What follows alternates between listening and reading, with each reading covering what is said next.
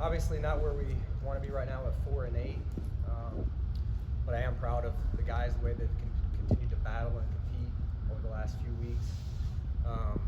Again, when things are bad, they can go one of two ways, and I'm really proud of the way the guys have continued to come in and compete, and we've seen some progress over the last couple of weeks, and the results to show. So a lot of we got 5 games left, so against the NFC teams, against 4 different teams, and we're not out of it. So with that being said, I know you guys are going to have some questions in terms of upcoming free agents. I'm not going to talk about any of those guys today. That'll be postseason conversations. Whether it's Saquon, Xavier, all the guys that are UFAs. We'll leave that for after the season, those conversations. And then with Daniel, he's 5 days off of surgery. He's in there rehabbing right now. He's going to attack it. You guys all know Daniel and his work ethic. Probably a guy we're going to have to pull back. But the expectation is when Daniel's healthy that he will be our starting quarterback. Again, we don't have a crystal ball in terms of how the rehab's going to go. Different patients respond differently to these surgeries, and whether it's going to be swelling in the knee or any setbacks. Again, nobody has a crystal ball on this, but that's the expectation moving forward. So with that, I'll open up to any questions you guys may have. Joe, you said it's obviously not where you want to be. Like, when you look at it, what are the biggest factors that have led the season to kind of go in this direction? Yeah, I would think early on, we had a difficult schedule right off the bat. 3 games in 11 days, and 2 of those teams being top of the NFC right now, or near the top of the NFC. So again, we started off very good drive against Dallas there to open the season. We get a false start, a bad snap, a blocked field goal for a touchdown, and kind of snowballed from there. So again, don't want to make any excuses. We've had some injuries, and again, we just got to continue to build the depth, and we got to continue to build the team all around. So when injuries do occur, that we can overcome those and still be competitive. When injuries happen, it's going to happen every year. It happens. It's football. It's a contact sport. There's going to be injuries, and we got to be able to overcome any type of adversity that presents itself. So when you say Daniel will be your starter, does that mean you won't draft a quarterback next year? No, it doesn't. I think we're going to have to do something in the quarterback, whether it's free agency or the draft. I mean, just where we are. Tyrod's contract's up. DeVito's obviously under contract, and Daniel, we don't know when he's going to be ready. So, just from an off-season program standpoint, I think that'll be a position that we'll have to look. Again, there's different avenues, free agency or the draft, but we'll have to address it at some point. Joe, I have a 2-parter for you, if I may. When you look back, and I know hindsight is 2020, do you feel the roster assembly, the way you constructed the roster, benefited the team with the depth? I mean, I know you went heavy on receivers, maybe a little light on outside linebackers. It could have been because the guys that you wanted weren't there. But when you look back on that, do you have any regrets on how the roster was constructed? Yeah, Patty, that's a great question. And again, you're only afforded so many resources to build the roster, and we've been here for, I think it's 22 months and a day. So it's, again, you have to decide how you're going to build it as you build it with the big picture in mind. And you can't do it overnight. Again, like, what does it cost to go get more pass rushers, financially or draft capital, based on all the needs that you have and where you are financially or in the draft. So, no regrets. Again, we'll continue to evaluate our process, and were there other players available, other players you could have taken? Did you miss on something? We'll evaluate the entire process at the end of the season, but you can't do it all. You can't do it overnight. Instead of getting a Bobby O, who's been a very good player for us that we brought in the off season, do use that money elsewhere or in terms of allocation of resources. So, I like a lot of the guys that we brought in the off season, and again, we knew this wasn't going to happen overnight, and it takes time to build it the right way. And then regarding injuries, you mentioned that's been a problem. I know you guys looked at that in the off season. What takeaways did you have, and are there still things that you can do, and have you identified things that maybe you can do? It might be too late now, but have you kind of said, hey, we got to change this up for next year? We're going to continue to evaluate that. I wish it was one specific injury. It just hasn't been a consistent. If you could look and say, man, we have 7 guys that have the same injury, you could really do a deep dive on what do we need to do to improve, what we're doing in that area. But there hasn't been a consistent, other than we've been injured often. But I have a lot of confidence in our training staff and Ronnie Barnes and our strength staff and Fitz, and we're going to continue to look under every rock for any competitive advantage we can get from a sports science, training, strength and conditioning, whatever it may be, because it's hard to go in and compete week in and week out if you don't have your best players. And I think one of the guys was telling me the other day, like going into the season, if you'd have told me, Waller, Andrew Thomas, Saquon, and Daniel would play less than 40 plays together, I would have been real excited about that. And that's the reality of how it played out. Joe, What's your evaluation of one, Evan Neal, two, Tommy Field? Yeah, I think I'll start with Tommy. Tommy's done a good job as an undrafted free agent. He's come a long way since he arrived here in May as an undrafted guy, and that's a testament to his work ethic and buying into the process, and Shea and Kafka and what they're teaching him, and he's taken care of the football the last couple of weeks, and he's done a good job. He's got some swagger and some presence about him that the players like and they follow him. And again, Evan, got off to a really good camp, had a concussion, missed a couple weeks, came back, and needs to play better. And Evan needs to play better. He knows that. Look forward to getting back here when he's healthy, but I think he'd admit there's some things that he can do better, and we look forward to continue to improve. Joe, when you look at a couple of things on Daniel, how do you assess how he played at the start of the season, those first 5 starts, and also is there a worry that he has not been able to stay healthy? I mean, he's had some major injuries. Obviously, the knee is the last one, but 2 necks. He's had lower leg things that moving forward with him. How much of an issue is that? Yeah, and any of these guys coming off the knees, it takes some time. Like Wandell, DJ Davidson, Beavers, some of the guys that had him last year for us. It does take time, to come back to that injury, and some are able to respond quicker than others. It depends on the patient. And then, Daniel, early on, again, we got off to that rough start. We had 3 games in 11 days. There were some injuries after week 2.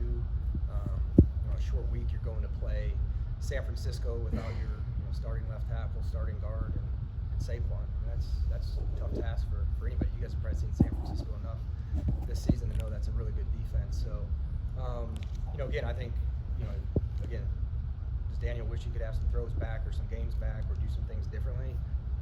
Probably, but it's a team game. There's 11 guys out there, and everybody's got to be on the same page and do their job. So, we got to continue to build the team. The quarterback position is important, but it's ultimately a team game, and it's not all on Daniel by any means. With Daniel, how realistic do you think it is to move back training camp for the season? And also, is there, I know what the was it just the ACL? Was there anything else that went wrong with that? Yeah, I'm not getting into the specifics of the surgery. It went well, and then the recovery, like I said, I mean, it depends. I've seen guys come back in 8 months. I've seen guys, we've got some that still aren't back that had him a year ago. So, again, we're probably gonna have to pull this kid back. Like, he's a hard worker. He's already in there. I saw him walking across the parking lot this morning, holding his crutches in his hands rather than using them. But that's the type of kid he is. He's gonna work very hard. We just got to protect him from himself and make sure he's doing things the right way and not overtraining. But again, it's really hard to say, Jordan. To be honest with you, being in this for as long as I've been in it. How do you plan for it, not knowing? Kind of what I said earlier, like we're still gonna have to address the position at some point. There's no guarantee he's gonna be back week 1. When you And Tyrod's, his contract's up. So we just got to figure out. Those would be off-season decisions. As we go through the off-season, we'll have a little bit better idea of his return to play. As he continues the rehab.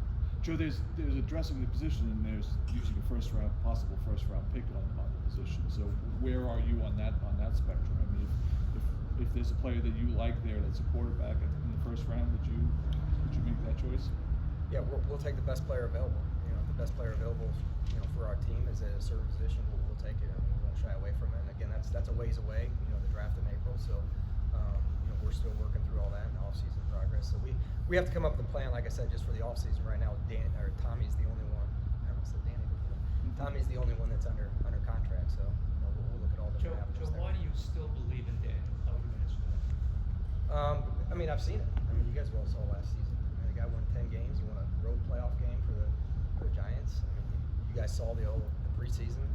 Again, I just think we got punched in the nose early on and dug ourselves a hole, and we weren't able to get out of it. We're trying to right now, but still believe in Daniel and the person. Joe, when you look at your evaluation process, you have your plan, you guys set your plan up in scouting, in college scouting. When you look through the season, you go to the games you're going to go to on the weekend.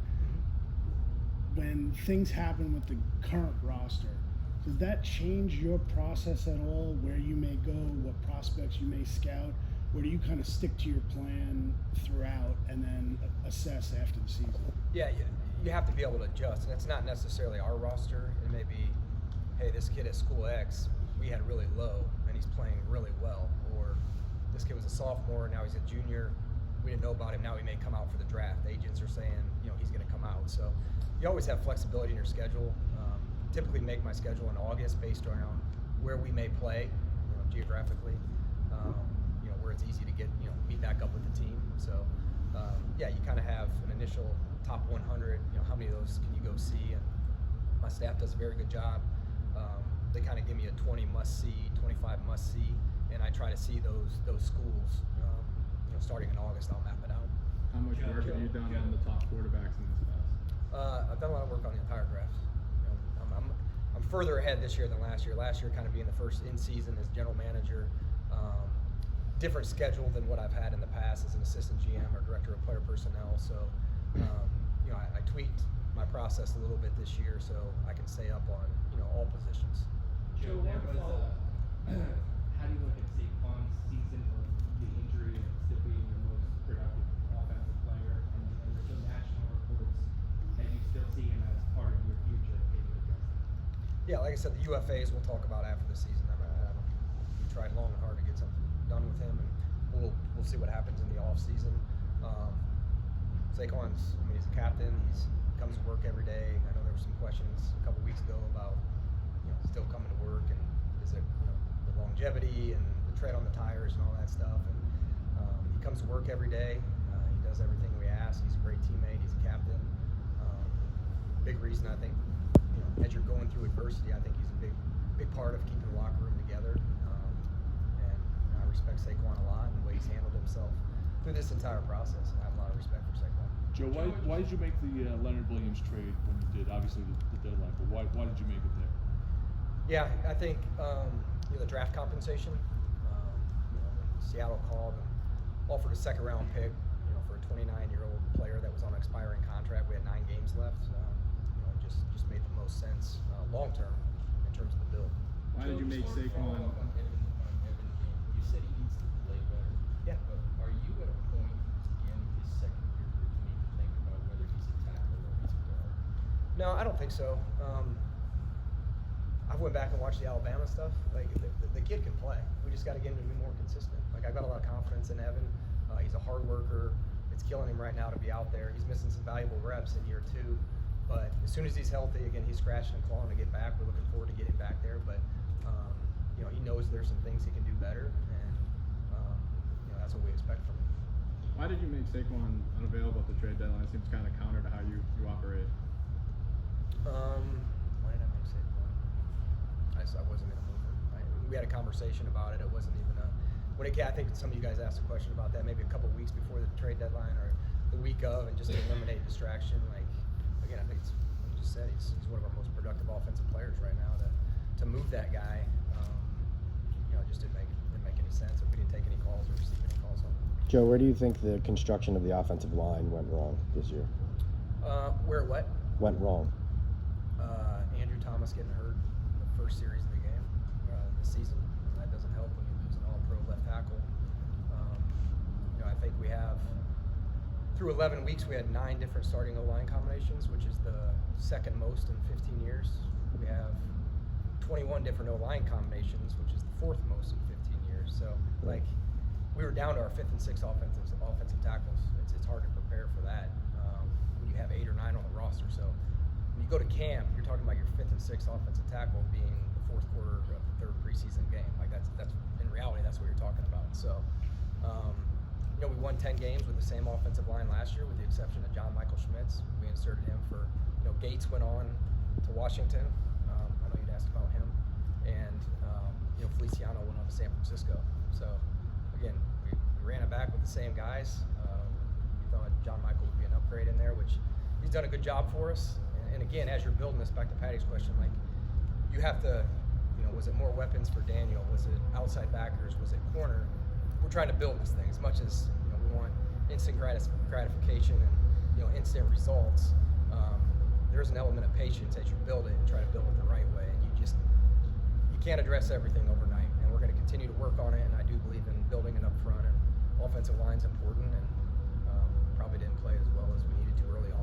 it's not all on the offensive line. You know, sometimes it's 11 guys on the same page. Receiver doesn't run the right route. The quarterback doesn't get the read or doesn't pull the trigger. I mean, there's several different reasons, and then the continuity amongst those 5 is very important. Whether you're passing off stunts in games, the communication up there, and when it's a revolving door, it's hard for the continuity and those guys to gel consistently. So, and that's a long-winded answer, but there's various reasons to some of the issues up front that we've seen this year. But we'll continue to address it. Given the lack of continuity at the line, how do you evaluate that and decide what you do with it? Yeah, we have some guys that are up this year that are that have started some games for us. So again, those would be postseason conversations on where we need to address, who do we want to bring back, what does it look like if we do bring some of those guys back, and then the landscape of free agency and the draft. So those would be postseason conversations. Joe, how much would you say your voice is heard in terms of the depth chart and who plays? And I'm asking that because there's a theory out there that Eric Wright was kind of forced into the punt returner job because the front office, with the draft pick option, didn't want to see him. Yeah, I understand where you're going with that. That's on me. To be honest with you, that's another. Patty, again, we try to address the punt return. Like, we knew it was an issue in the draft. Some of the guys we liked went probably higher than where we deemed. You take a guy. Eric had done it at Tennessee, and he did it at Oklahoma, and we were comfortable. The coaches were comfortable. We were comfortable going into the preseason or into the regular season based off what we were seeing. I know Crowder's having success in Washington. You bring him up. We kept 7 receivers. We couldn't keep 8. Who do you move on from the group if you kept Crowder?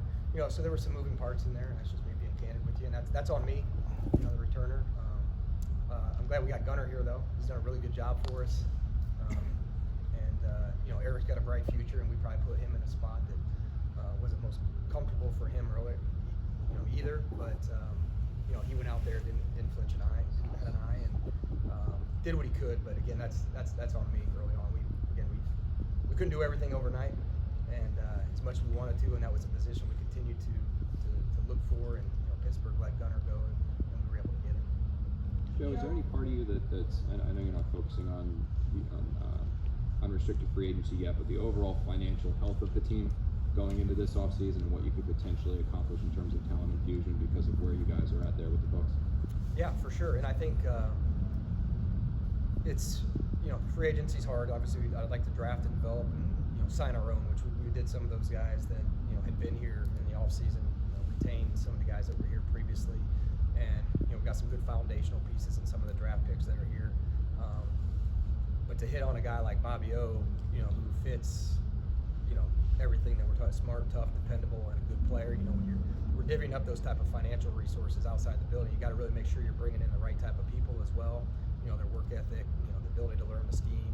So there's some risk in free agency, but again, we'll do our homework, and we are in relatively healthy cap situation, and we can move some things around if we need to open up more.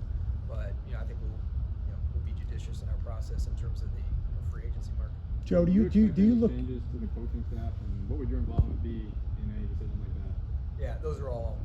I know you guys just asked Dave's about that, so those are all postseason conversations, and I'll lean on Dave's on that. When you look at when you look at this team and this roster, in your second year, is this more in your head a 10-win team that made the playoffs, or a 4-win team that is lost 4 out of the first whatever games and needed a 2-game winning streak to get there? Is there you right, or is it wrong at this point? Say that again. Well, I mean, last year you won 10 games and made the playoffs. Do you look at yourself, look at this team as that is what we are, or is it more a 4-8 team is what you are right now? Yeah, it's still you are what your record says you are. We're 4-8 right now. Unfortunately, there were some close games. Yeah, there's a couple games we wish we'd have back recently, but we're 4-8 and we're having some adversity this year. But I've got a lot of confidence in the coaching staff. Again, I think we have some young pieces on the roster to build around. And again, I think we're the second youngest team in the league, so some guys are getting some valuable playing time. And again, it takes time. It takes a couple off seasons. It takes a few drafts to build it, the right way. And again, trust me, it hurts, when you lose and you're 4-8, and it's not fun. But you don't want to lose sight of the big picture and proper way to build the roster, and that's what we got to stay focused on. That report said there was a chance that Martindale might not finish the season with you guys. Is that something you have to look into? What's your role in figuring out or getting to the bottom of whatever that is? What was the I didn't see. What was the report? You didn't see the report? That Wink's not going to make it through the season. Jay Glazer from Fox reported that there was a chance that Martindale might not even make it through the season and that he probably wouldn't be back after the year. That was yesterday morning on Fox's national broadcast. Yeah, I didn't realize he said they wasn't going to make it through the year. Yeah, I think Dave's just addressed that. Yeah, listen, there's always going to be noise. I mean, there's a lot of noise in this market. It is what it is. I know what we think inside those four walls, and that's what matters. Like, again, I've got a great relationship with Wink. I don't know where some of this stuff comes from, and again, that's I'll yield to Dave's on what he said. Joe, you said that. What have you seen in the relationship between Wink and Dave? That's 22 months we've been here, it hasn't changed. You said that you had a lot of faith in the coaching staff. What are your thoughts on how Dave has handled the adversity compared to when last year was easy compared to the challenges he had this year? It's easy to lead when you're winning, when you're out front, and you're running out front. It's easy to lead. So I think again, as we continue to build this, it's year 2. Going through adversity, you find out a lot about people, and it's been challenging for everybody in the building, including myself and Dave's, and how you lead when things aren't going well. I think it's important, and I think Dave's has done a good job. Again, like, we're starting an undrafted free agent. The last 2 games we've won 2 games, so it's not easy to keep everybody together. But there's a lot of those guys in the locker room that are under contract for past this season, and understand we're still in it. It's 2023, and we're focused on the Packers, but the big picture as well. So again, to go up in front of that team when things aren't going well, or there's injuries, or whatever it may be, it's not easy. Or you trade a veteran player who's the leader in the locker room. That's not easy. It's not easy to do. So myself and Dave's as leaders within the organization are still learning as well. But through trying times, I think we've found out a lot about the people in the building, the players on the roster, and that'll benefit us going forward. Joe, when Leonard talked about in Seattle after the trade, he kind of made comments. He said when he met with you, the way he framed it, it seemed like it was almost you gave him a choice as to whether or not he would be traded to Seattle. Is that how that played out, or were there, what was that conversation like? Yeah, hard to understand the question. I'll keep our conversation between Leo and I. I think Paul, it was you that talked to Brandon Parker. I think he did a wonderful job articulating and mapping out exactly what happened. I got a lot of respect for Leonard, and again, I'll keep our conversation between us. And I think Brandon did a good job of walking through that process and how that went down. So if Leonard said he didn't want to go to Seattle, you wouldn't have made that trade? Never. It's a hypothetical. All right, I'm not going to get into it. It just seems counterintuitive to how you really carried your first season, and how you've really not the relationship aspect of it, but the idea of a team came with a second-round pick to you, a draft asset like that. The fact that you would put it in the player's hands, at least that's how it was portrayed through the agent and through the player. Yeah, and that won't happen for everybody. It's just Leo and where we were, and again, these aren't just as much as you'd like it to be transactional in fantasy football. Like just drop a player, add a player, drop a player, add a player. There's a human element to it. There's a locker room element that you got to think about. The ripple effect. Still a lot of games left, so that was a very difficult decision on many fronts, just as many pros as cons.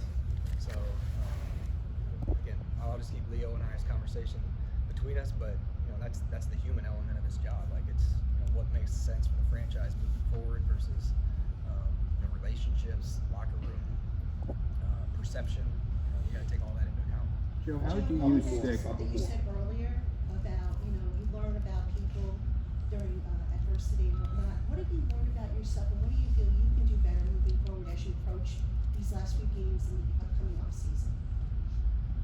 What have I learned about myself? Yeah, it's you gotta have a good poker face, because as bad as it eats you up, inside when things aren't going well, people are looking to you for confidence and hope that things are gonna get better, and I know that because I've been on the other side of it.